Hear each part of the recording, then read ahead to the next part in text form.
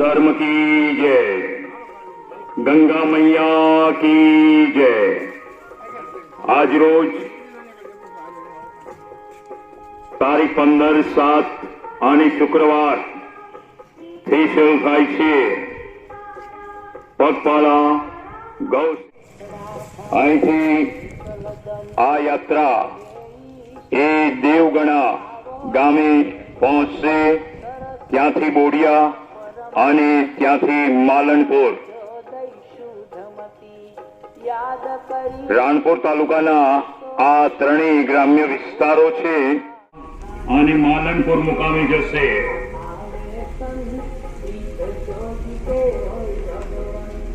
જય ગૌ માતાના નારા સાથે બોડિયા ગામ અને માલણપુર આ ત્રણેય ગ્રામ્ય વિસ્તાર રાણપુર તાલુકામાં ખરી રાખે છે સૌની ખેવ। સીતારામ બોલો સીતારામ, સીતારામ બોલો સીતારામ। અને માલણપુર એ રાણપુર તાલુકાના ગ્રામ્ય વિસ્તારમાં जय जय सीताराम। गौ माता की जय। दीपक भाई राणपुरा અને દીપક ફાઉન્ડેશન્સ દ્વારા નિર્મિત સ્વયંભૂ પગપાળા યાત્રા દીપકભાઈ એ દેવગણા ગામે આવી પહોંચ્યા છે। ગામના ચોરે સૌ પધારો। ગામના ચોરે મૈયા જય ગંગા મૈયા ચાલી અને પદયાત્રા કરે છે દીપકભાઈ। गौ माता की दीपक भाई राणपुरा गामना चोरे चालो। देवगणा देवगणा भारतीय संस्कृति उजागर करती स्वयं संचालित बोटाद जिल्लाना राणपुर तालुकाना फरी रही छे। ए निमित्ते आजे देवगणा माता की, गंगा मैया की, भारत मैया की, भारत मैया की આવી ગઈ છે દીપકભાઈ રાણપુરા। ગૌ સેવા એક પ્રભુ સેવા અને જન સેવા। દીપકભાઈ રાણપુરા જીતુભાઈ આજે અહીંયા યાદ કરું છું, શ્રદ્ધાંજલિ આપું છું। આજની હું આ યાત્રા 75 દિવસ ચાલી અને ગાય માતાનો પ્રાકૃતિક ખેતીનો અને દેશી અમુક દવાઓ છે તે લોકોને ખબર નથી હતી એનો પ્રચાર કરવા માટે નીકળ્યો છું। ધ્યાન અયોધ્યા નગરીને ખાખી ચોક અવધૂત આવ્યા છો કે છો। गौ माता की जय, सनातन धर्म की जय। दीपक भाई राणपुरा रजा विना तो के पदयात्रा शुरू छे। तो अपमान थाय एमांथी निकळ्या। દીપકભાઈ રાણપુરાની પગપાળા યાત્રા બોડિયા ગામે જઈ રહી છે અને ત્યાંથી પાછી ફરશે અને માલણપુર ગામ રાત્રિના 8:30 કલાકે રામજી મંદિરે ધૂન ભજન સાથે એમનું સ્વાગત કરવામાં આવશે। માલણપુર રાત્રિના 8:30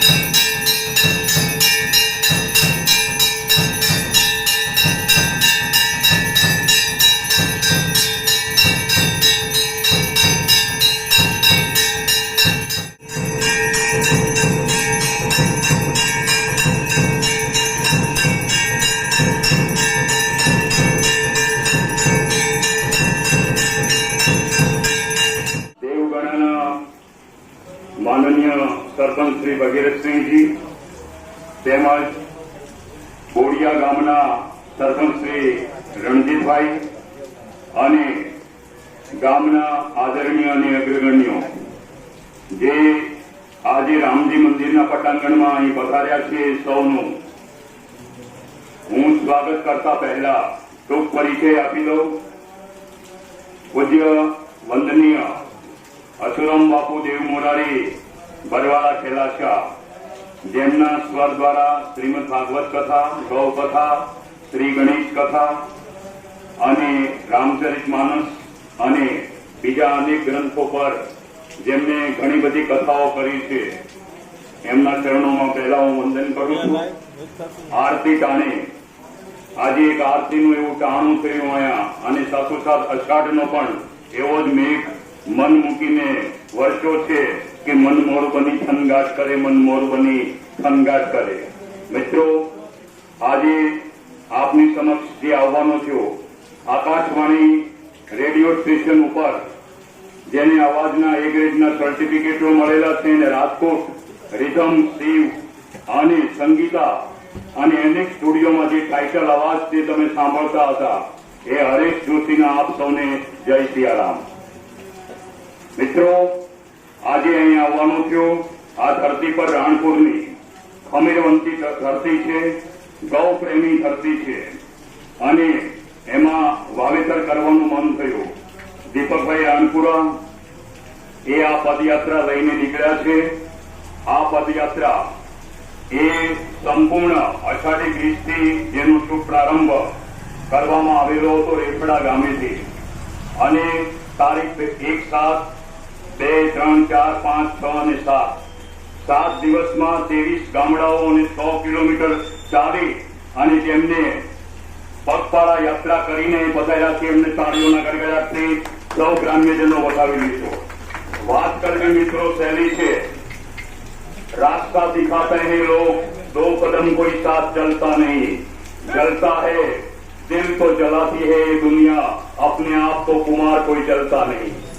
એટલે વાતો કરવી હેલી છે પણ પ્રેક્ટિકલ જે કરવું એ બહુ અઘરું છે. કારણ કે मिटा दे अपनी अस्थि को अगर कुछ मर्तबा चाहे, मिटा दे अपनी अस्थि को कुछ मर्तबा चाहे, दाना खाक में मिलकर गुले गुलजार होता है. दाणો પોતાનું અસ્તિત્વ જમીન અને વરસતા વરસાદમાં જયારે મીટાવી દે છે ત્યારે તમને ડુંડા મળે છે બાપુ. અમથા ડુંડા મળતા નથી એટલે કંઈક મેળવવા માટે કંઈક ગુમાવવું પડે. એવો સેવાભાવી આત્મા દીપકભાઈ જેમનો બરવાળા એ ભૂમિ પર જન્મ થયો, ખેલાશાની એ ભૂમિ, દાનવીરોની ભૂમિ, શૌર્યવીરોની ભૂમિ, ગૌ સેવાની ભૂમિ અને આપ સૌ ડાયરો પણ અહીં અત્યારે એવા બેઠા છો કે જેના ઇતિહાસના પાના આજ ખૂબ જ હસે છે. જે પાનાને પણ ગર્વ છે કે જેના ઇતિહાસ, જેના ગાયો માટે અને બ્રાહ્મણો માટે જેને માથા આપી દીધેલા છે એના તમે સંતાનો અહીં બેઠા છો અને એ ઇતિહાસ અને એ બધી વાતો જો હું કરવા બેસીશ તો કલાકોની કલાકો હોઈ જશે. પરંતુ આની વિશે ટૂંકો પરિચય આપી દઉં कि आजादी का अमृत महोत्सव चल रहा है. सारा भारतनी अंदर 75 वर्ष थया गांधी जी खूब मेहनत करी, पगपाळा यात्रा, दांडी यात्रा, त्यारे मने अने तमने आजादी मळी અને ત્યારે બ્રિટિશરો ઇન્ડિયા છોડીને ક્વિટ થઈ ગયા, વયા ગયા. મોગલ સલ્તનત અને બીજી અનેક સત્તાઓએ, રજવાડા સિવાયની સત્તાઓએ આ દેશ પર એટલું બધું આક્રમણ ચલાવ્યું ભાષાનું. સાથોસાથ તમને કહું કે જે વાવેતર થતું એ ખેતી, શિક્ષણ બધું બદલાઈ ગયું ઠામુકું. હવે પ્રાચીન સંસ્કૃતિ તરફ લઈ જવા માટેનો અમારો એક આ અભિયાન અને પ્રયાસ છે. ગુજરાતના માનનીય રાજ્યપાલ શ્રી છે દેવવ્રત આચાર્યજી, એમનો પણ એ સંદેશ છે કૃષિને જાગૃત કરવી. મૂળભૂત દેશી ખેતી તમારા પૂર્વજો અને બાપ દાદા કરતા હતા અને હજી પણ કરે છે. તો એ ખેતી વિશે માહિતી, સાથોસાથ અત્યારના જે રોગ છે એને નાબૂદ કઈ રીતે દેશી ઔષધિ દ્વારા કરવા કારણ કે સમુદ્ર મંથન જે થયું બાપુ, અને એ સમુદ્ર મંથનમાંથી અશ્વ, ઐરાવત અને સાથોસાથ કામધેનુ, જેને આપ નંદિની અને જેને સુરભી કહો છો, એ ગાયો ની ઉત્પત્તિ થઈ. ગાય છે એ ગૂગલ કરતા પણ ઉપર છે ગૌલોકમાં. ગૂગલ તો હજી હમણાં આવ્યો. અને સીસીટીવી કેમેરા, સીસીટીવી પેલા સૂરજ અને ચાંદ ઉગે છે. સીસીટીવી તો અહીં બહાર હું ઉભો છું એ દેખાય, પણ ઓલા અંદરનું જાણે. અને મહાભારતની અંદર સંજયે સમગ્ર તે દિવસે યુદ્ધ જોયેલું હતું મહાભારતનું સાહેબ. એ આ સંસ્કૃતિ છે. તાલીઓના ગડગડાટથી વધાવી સંસ્કૃતિને આજે બ્રાહ્મણ તરીકે બોલવા આવ્યો છું તમારી સમક્ષ. અને જો શબ્દ નો જન્મ થાય અને શબ્દ સાચા બોલું તો તાલીઓનો ગડગડાટ પાડજો. હવે દીપકભાઈ રાણપુરા ને હું વિનંતી કરીશ કે તેઓ ગૌ માતા વિશે આપને થોડી જાગૃતિ આપશે. પોતાનું પ્રવચન શરૂ કરશે શ્રી દીપકભાઈ રાણપુરા.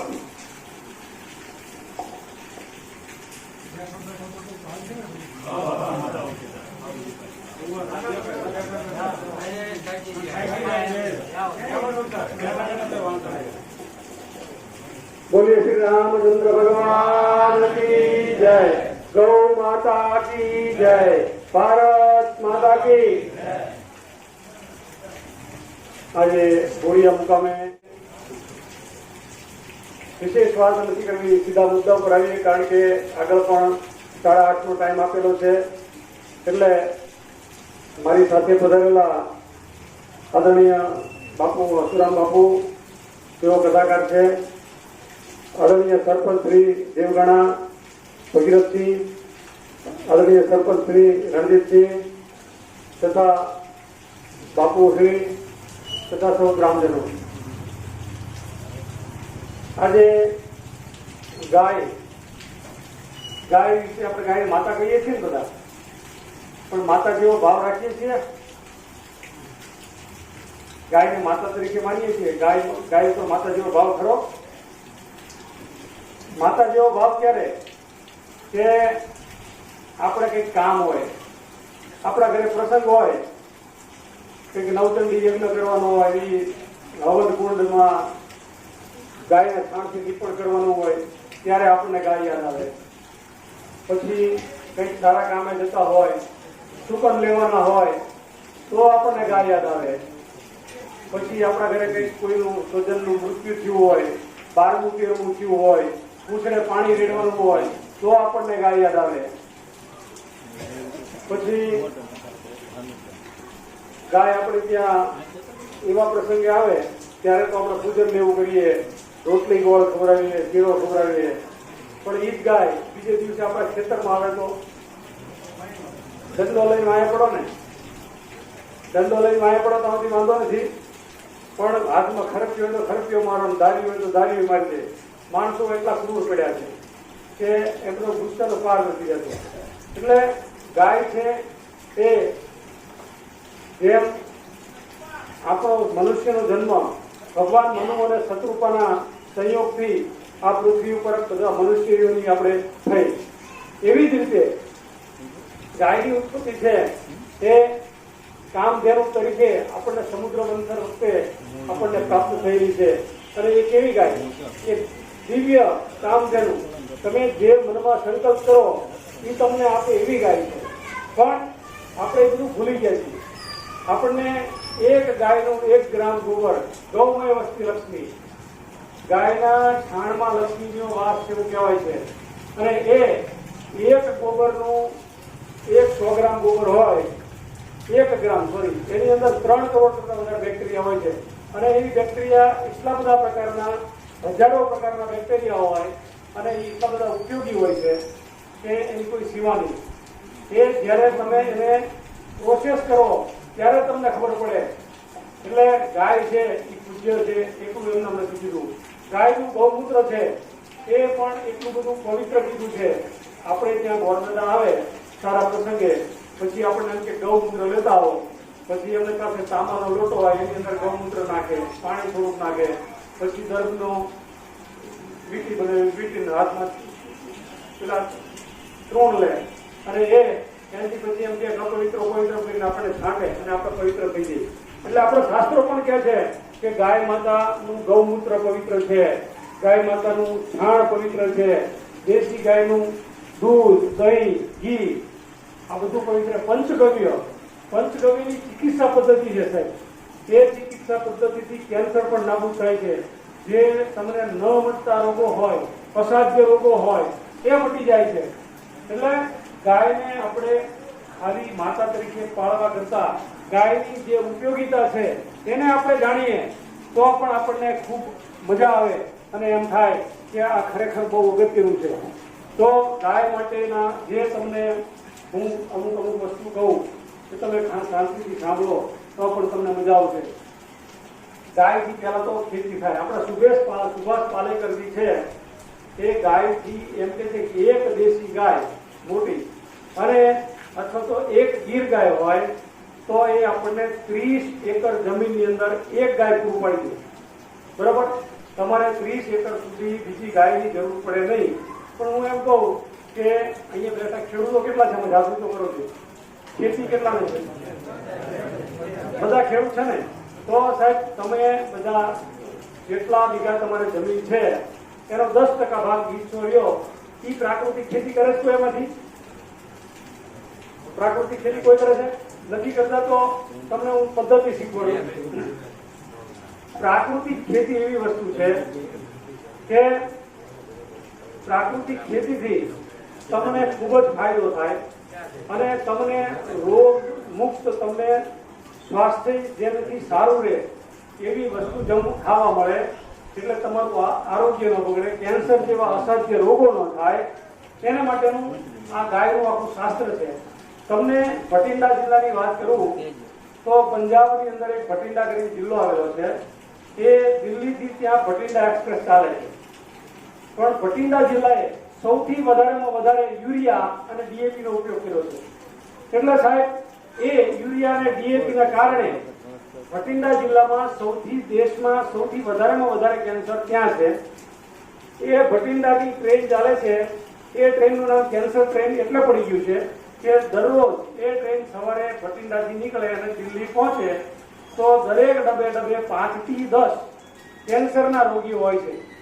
તો એ કેન્સરના રોગીઓને કેવી રીતે થયા? તો કે એને સૌથી વધારેમાં વધારે યુરિયા, ડીએપી, સલ્ફર જે રાસાયણિક ખાતર છે એ વાપર્યું છે અને એના કારણે આજે ત્યાં કેન્સરના રોગ ફાટી નીકળ્યા છે. જમીન બંજર થઈ ગઈ છે. હવે ખાતર નાખવાથી પણ ઉગતું નથી. એ લોકો આજે પ્રાકૃતિક ખેતી તરફ વળ્યા છે. કારણ કે જમીનમાં જીવન જ નથી રહેવા દીધું, જમીનને મારી નાખી છે. એ લોકોએ એટલું બધું કર્યું એટલે જમીનના જે પોષક તત્વો હતા, જે બેક્ટેરિયા હતા, એ બધા બેક્ટેરિયા નાશ પામ્યા છે.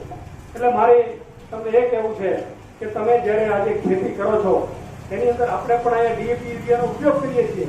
તો હું તમને એવું નથી કહેતો પહેલા તમે અખતરો કરો. તમારી જેટલી જમીન છે એના 10% ભાગમાં તમારી પાસે 50 વીઘા જમીન હોય તો ખાલી 5 વીઘામાં અખતરો કરો. 10 વીઘા જમીન હોય તો 1 વીઘામાં અખતરો કરો. અને એની પદ્ધતિ હું તમને શીખવાડું કે તમે જ્યારે જાતિ કળિયું કરો, બરોબર, પછી શાહ પાડવાના હોય ને, શાહ પાડવાના પહેલા તમારે અઠવાડિયા પહેલા લીમડાના પાનનું આખું જ્યુસ બનાવી અને 1 ડ્રમ ભરી દેવાનું. એની અંદર 10 કિલો શેરડીનો ખોળ નાખી દેવાનો અને ડીકમ્પોઝર તૈયાર મળે છે. ડીકમ્પોઝરનું જો તમારે પાવડર ફોર્મમાં નાખવું હોય તો એની થેલી નાખી દો એક ટીપડામાં તોય ચાલે. અને તમારે મફતમાં બનાવવું હોય તો શ્રીજી ગૌશાળા, બંસી ગૌશાળાનું પેલું ગૌ કૃપામૃત કરીને આવે છે.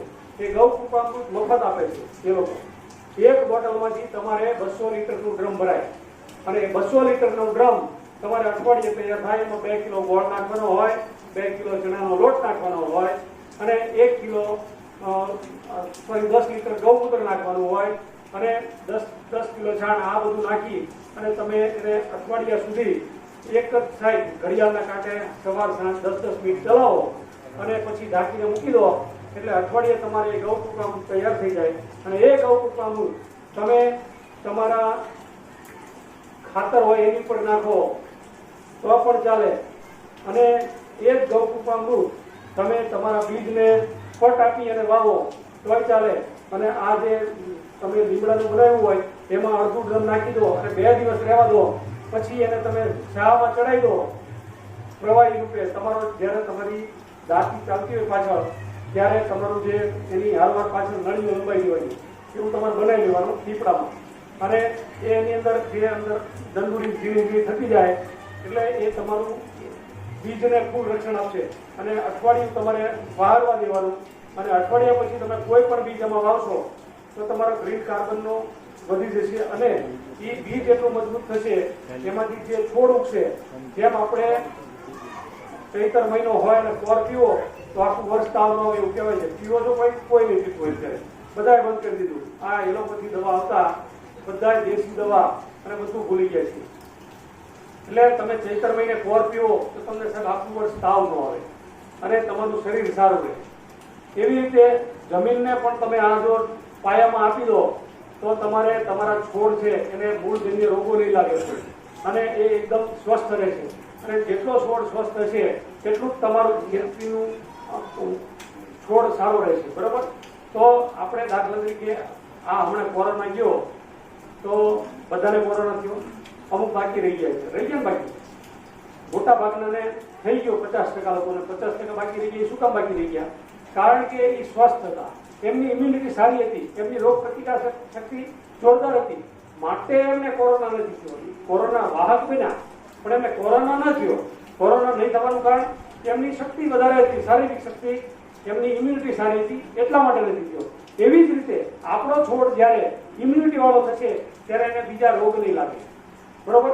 તો આ એક વસ્તુ થઈ. પછી બીજું, જ્યારે તમે વાવેતર કરી દીધું પછી તમારે જીવામૃત બનાવવાનું છે. જીવામૃત 2 પદ્ધતિથી બને. સુભાષ પાલેકરજી કહે છે કે ડ્રમમાં બનાવવાનું કહે છે અથવા તો મોટા ટાંકામાં બનાવવાનું કહે છે. અને એ સિવાય અત્યારે આધુનિક પદ્ધતિ ટ્યુબથી નીકળી છે. તો જેને ટ્યુબમાં બનાવવું હોય 5 ક્યુબિક મીટરની કે 10 ક્યુબિક મીટરની ટ્યુબ બનાવો. 10 ક્યુબિક મીટરની ટ્યુબ હોય તો લગભગ અંદાજે 40,000 રૂપિયામાં થાય. અને 5 ક્યુબિક મીટરની ટ્યુબ હોય તો 20,000માં થઈ જાય તમારે. તો 20,000ની ટ્યુબ તમે ખરીદી લો અને એની અંદર તમે જીવામૃત બનાવો તો વાસ પણ નહીં આવે અને તમારું જીવામૃત ઉત્તમ પ્રકારનું બનશે. આ બાજુથી તમે નાખો એટલે 45 દિવસે મિનિમમ તૈયાર થાય અને વધારે 60 દિવસે તૈયાર થાય. તમારે એમાં શું નાખવાનું હોય તો કે 1 ડ્રમ હોય એમાં 10 લીટર ગૌમૂત્ર, 10 કિલો તાજું છાણ, પછી તમારા જે ઘરે વધુ હોય ગાયને ખવડાવતા એના ઝીણા કટકા કરી નાખી દો તોય ચાલે, બીજા પાંદડા તોડીને લાવી નાખી દો તોય ચાલે, કડવું ખડ નાખી દો તોય ચાલે, ગમે ધતુરો લાવી નાખો, કોઈ પણ વસ્તુ લાવી નાખો. બરોબર. આંકડો લાવી નાખો તો પોટાશ વધશે. બરોબર. એટલે તમે કોઈ પણ પાંદડા વનસ્પતિના હોય એ અંદર નાખી શકો. તમારા ઘરે જમવાનું વધ્યું હોય એ પણ નાખી શકો. તો આ બધું નાખી અને તમે એને 45 દિવસ સુધી પ્રોસેસ થવા દો. તો આ બાજુથી તમે તરત એક વખત લાકડું જતું ગયું છે ને તો આ બાજુ 60 દિવસે એ પાણીથી નીકળી જશે. અને એ પાણી કેટલું ઉત્તમ હશે કે તમે તમારા છોડને દર 21 દિવસે તમારા છોડને કઈ જરૂર હોય કે ન હોય તમારે 21 દિવસે જો પાણી ન અપાવવાનું હોય તો પંપથી છાંટી દેવાનું અને પાણી ચડાવવાનું હોય તો પાણીમાં પી દેવાનું અથવા ડ્રીપ હોય તો ડ્રીપમાં પી દેવાનું. કોઈ પણ રીતે તમે આપી શકશો. અને એ જ્યારે આપશો એટલે દર તમને 21 દિવસે તમારા છોડને એન્ઝાઇમ પ્રકારનું મળતું રહેશે. એનાથી શું થશે કે અંદરના બેક્ટેરિયા જે નવા આવે એ બેક્ટેરિયા તમારા છોડને વિકાસ કરવામાં મદદ કરશે. એટલે જે વિકાસ કરવામાં મદદ કરશે એટલે તમારો છોડ ફૂલશે, ફાલશે. અને ફ્લાવરિંગ ટાઈમે તો ખાસ, ફ્લાવરિંગ ટાઈમે તો તમે એને ચડાવી દો એટલે તમારે કપાસ વાવ્યો હશે તો એની અંદર કોઈ પણ વસ્તુનું ફ્લાવરિંગ, પછી તમે રીંગણ વાવ્યો હોય તો ભલે અને બીજું કંઈ પણ વાવ્યું હોય, બાગાયતી કર્યું હોય તો પણ એની અંદર તમારે એ વખતે તમે ચડાવો એટલે તમારે અંદર ફૂલ વધારે બેસશે. તો આ એક સારી પદ્ધતિ છે. અને એને તમે કોઈ પણ વસ્તુ તમારે થઈ હોય તો તમે મને ફોટો પાડી મોકલશો તો પણ તમને માર્ગદર્શન. પાનનો ફોટો, પાન સંકોચાઈ ગયું છે, બોલો મસી લાગી છે કે પછી તુસિયા લાગી છે, બરોબર, કે કોઈ પણ વસ્તુ લાગી હોય તો એ તમે મને કહેશો. અથવા તો રાતળ આવ્યું છે તો એના બધાના ઉપાય હોય. એટલે તમે મને ફોટો પાડીને મોકલશો તો એની અંદર કઈ પ્રકારના બેક્ટેરિયા ચડાવવા એનું તમને હું માર્ગદર્શન તમને પૂરું પડાવડાવી દઈશ. કારણ કે મને તો ખબર પડે છે પણ મારી કરતા બીજા વધારે ખબર પડે એવા મારી પાસે માર્ગદર્શકો છે એ તમને એની અંદર શું કરવાથી તમારું આ તાત્કાલિક જાય. અમે મારે ત્યાં બરવાળામાં 35 વીઘાનો કપાસ બેબાભાઈ સાલેવાલે ત્યાં કરાવ્યો છે.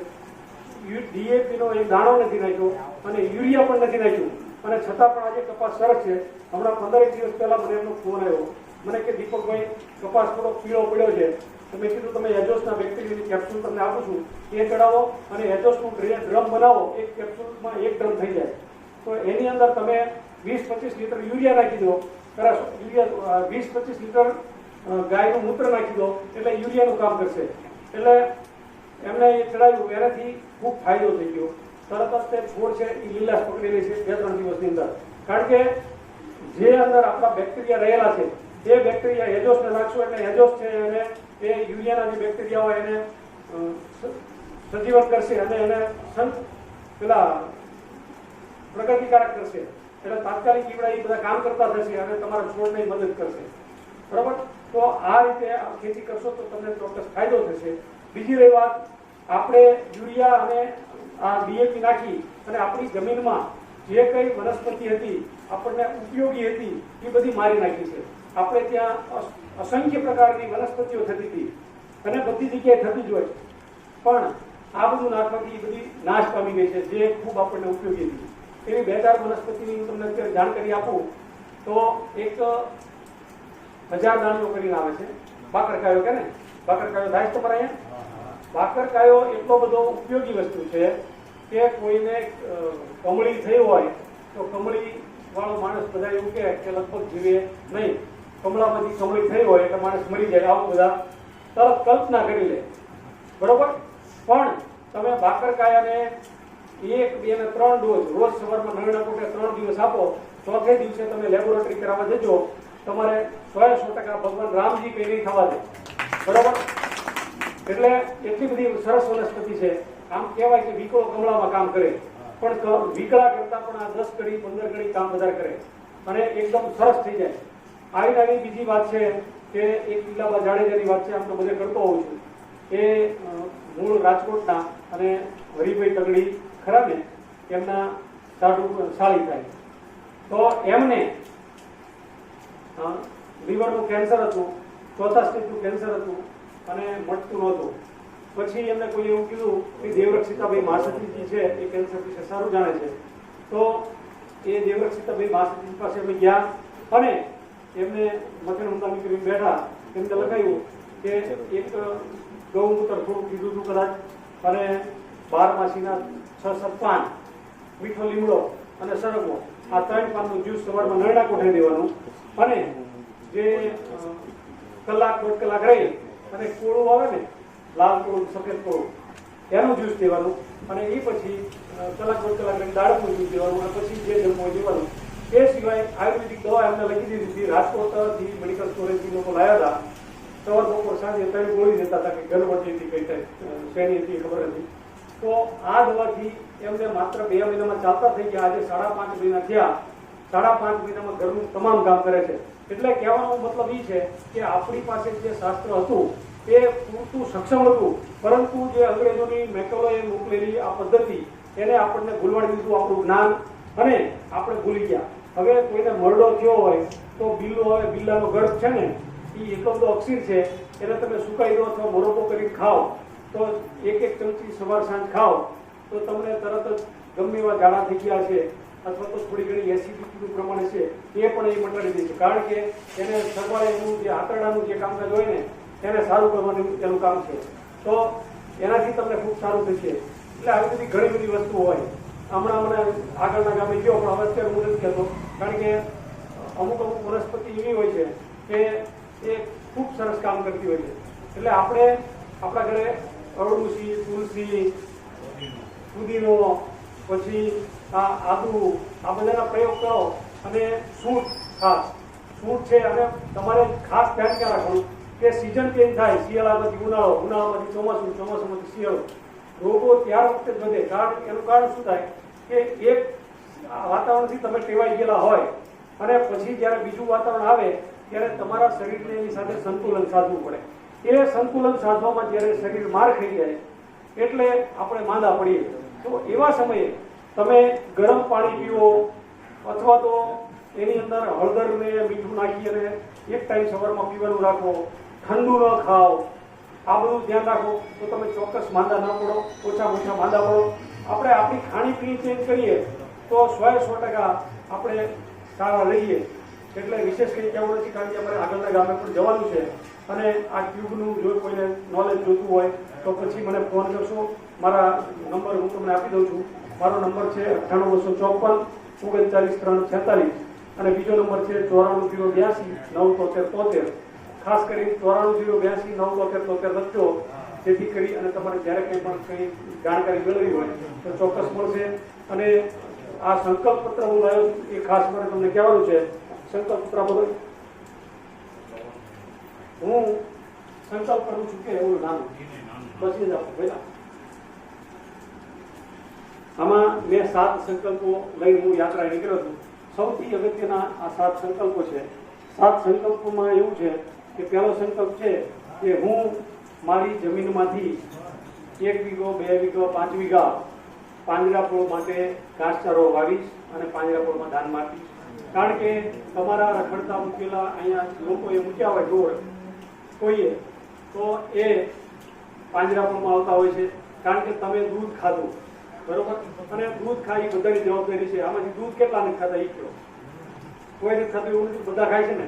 તો દૂધ ખાઈ બધાની જવાબદારી છે. પાંજરાપોળમાં જે ઢોર ગામ દૂધ દોતા ભોગી ગયેલા હોય અથવા તો જે બિનઉપયોગી બિનઉપજાઉ થઈ ગયા, આ ઢોરને માટે પાંજરાપોળ રાખવાની વ્યવસ્થા કરે છે, સાચવે છે, ખવડાવે છે. તમે કદાચ એક વખત આવો અને ત્યાં 2000 રૂપિયા કે 1500 રૂપિયા કે 3000 રૂપિયા જે કંઈ પાંજરાપોળનો ચાર્જ હોય એ તમે ભરો તો એ કેટલા દિવસ ચાલે? તમે ભરવા છો તો તમને ખબર હોય કેટલા દિવસમાં થઈ જાય 2000 રૂપિયા? અડધી કલાકમાં તો 2000 ન ખાય, પણ 10-12 દિવસમાં તમારા 2000 રૂપિયા ખાલી થઈ જાય. એટલે એક ઢોરની વાત કરું છું. એટલે હું એક ઢોર મૂકો તો અઠવાડિયે 10 દિવસે 2000 રૂપિયા થઈ જાય. એટલે તમે બધાએ પાંજરાપોળમાં દાન આપવાનું રાખજો. આમાં સંકલ્પમાં એ છે કે હું મારી જમીનમાં 2-10 વીઘામાં વાવી અને પાંજરાપોળને આપીશ, ઘાસચારો ઉગાડી, બરોબર. બીજો સંકલ્પ એ છે કે હું મારી ચોખ્ખી આવકના 2-5-10% જે અનુકૂળતા લાગે અથવા તો 2000, 5000, 10,000 દર વર્ષે પાંજરાપોળમાં દાનમાં આપીશ, બરોબર. ત્રીજો સંકલ્પ એ છે કે મારી વાડી ખેતર ફરતે ગાંડા બાવળ જેવા વૃક્ષો કાઢી અને સારા વડ, પીપળો, લીમડો એવા સારા વૃક્ષો વાવીશ. ચોથું મારો સંકલ્પ છે મારી કુલ જમીનમાંથી ખાલી જગ્યા વીઘામાં પ્રાકૃતિક ખેતીનો પ્રયોગ કરીશ. એટલે તમે 2-5 વીઘાનો ખતરો કરજો, પછી જેમ તમને અનુકૂળ લાગે એમ કરતા જજો, બરોબર. અને તમને જ્યાં માર્ગદર્શનની જરૂર હોય એ મને કહેજો. પાંચમો સંકલ્પ છે હું વ્યસનથી મુક્ત બનીશ અને બીજા લોકોને મુક્ત બનાવીશ. એટલે જે કોઈ લોકો પાન, માવો, સિગરેટ, બીડી, જેનું બંધાણ હોય, કોઈને મોટું વ્યસન હોય તો એ બધાને છોડી દેવા નમ્ર વિનંતી છે. અને એમાં તમે સંકલ્પ કરજો એ મારી ખૂબ ખૂબ વિનંતી છે. હું સફાઈ પ્રત્યે સજાગ રહીશ અને સ્વચ્છતાનું પાલન કરીશ. એટલે હું મારું ઘર, આંગણું, શેરી, મોહલ્લો અને મારું ગામ સ્વચ્છ રાખીશ. તમે તમારું ગામ સ્વચ્છ રાખશો તો બધા આવો સંકલ્પ કરશે એટલે ઓટોમેટિક ભારત દેશ આખો સ્વચ્છ થઈ જશે. હું હંમેશા કોઈ અપક્ષ વસ્તુનું સેવન કરીશ નહીં, જેથી જીવોને અભયદાન મળે અને મારા શોખ માટે કોઈ જીવનો વધ કરવો પડે નહીં. અને નીચે સહી છે એટલે હું કોઈ માંસ, મટન એવું નહીં ખાઉં, ઈંડા નહીં ખાઉં, જેથી કોઈ જીવનો વધ કરવો પડે. આટલી વાતની હું સાથે મારી વાતને વિરામ આપું છું. અસ્તુ ભારત માતા કી જય. જય ગોપૈયા. આચાર્ય શ્રી દેવવ્રતના કહ્યા મુજબ સુરત જિલ્લો જે છે ને, સુરત ભૈયા, સુરતની અંદર 40,700 ખેડૂતોએ પ્રાકૃતિક ખેતી અપનાવેલી છે. 40,700 ખેડૂતોએ પ્રાકૃતિક ખેતી અને આજે દેશી છાણિયું ખાતર, ગૌમૂત્રનો પ્રયોગ કરેલો છે. બીજું કે કામધેનુ જે અમારી યુટ્યુબ ચેનલ ઉપર આપ અમારું લાઈવ એ જોઈ શકશો અને સર્ચ પણ કરી શકશો. જેનું એડિટિંગ કરી રહ્યા છે પ્રવીણભાઈ ભટ્ટ, જૂના નાવડા. હવે અશુ બાપુને હું વિનંતી કરીશ કે પોતાનો વિચારો વ્યક્ત કરે રામજી મંદિરના સાનિધ્યમાં. અશુ બાપુ દેવ. એટલે બધા પ્રેમથી અંદર આવો તો છતાં જે અનુકૂળતા હોય છે 1 મિનિટ માટે અડધી મિનિટ માટે એક હરે સ્મરણ કરીએ આપણે. હરે રામ રામ રામ રામ રામ રામ હરે રામ રામ રામ હરે રામ રામ રામ સીતા રામ રામ રામ હરે રામ રામ રામ હરે રામ રામ રામ સીતા રામ રામ રામ હરે રામ રામ રામ હરે રામ રામ રામ સીતા રામ રામ રામ હરે રામ રામ રામ સીતા રામ રામ રામ સીતા રામ રામ રામ સીતા રામ રામ રામ. ધ્યાન મૂલમ ગુરુ મૂર્તિ પૂજા મૂલમ ગુરુ પદમ મંત્ર મૂલમ ગુરુ વાક્યમ મોક્ષ મૂલમ ગુરુ. અને માણસ દૂધ ન ખાતો કાંઈ નહીં, ચા તો પીતો હશે ને, ચા પણ દૂધ વગર ચા બને. અને કદાચ માં 2-3 વર્ષ કે 1 વર્ષ 1.5 વર્ષ કદાચ પોતાનું દૂધ પીવડાવી બાળકને મોટું કરે, પણ માણસ જીવનના અંત સુધી ગાયના દૂધનો જ ઉપયોગ કરે અથવા તો બીજા દૂધનો.